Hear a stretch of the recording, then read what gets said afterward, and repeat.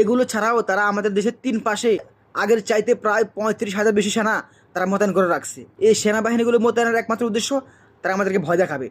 তারা কখনো ভুলেও বাংলাদেশের সাথে যুদ্ধে জড়াবে না, এটা গ্যারান্টি দিয়ে বলতে পারি আমরা।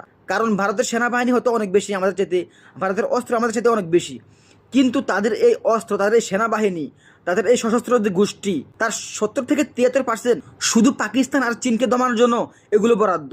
এছাড়াও তাদের দেশের অভ্যন্তরীণ যে ক্রন্দল, অভ্যন্তরীণ যে অঙ্গরাজ্যগুলো বিচ্ছিন্ন হওয়ার জন্য, তারা মুক্ত হওয়ার জন্য কয়েকদিন পর পর আন্দোলন করে, সেগুলোকে থামানোর জন্য তাদের প্রচুর সেখানে বল প্রয়োগ করতে হয়। ঠিক এ কারণে ভারত কখনো বাংলাদেশের সাথে যুদ্ধে জড়াবে না। কারণ তাদের যে সেনাবাহিনী আছে, তাদের যে অস্ত্র আছে, তার মধ্যে 73% চীন আর পাকিস্তানের জন্য বরাদ্দ।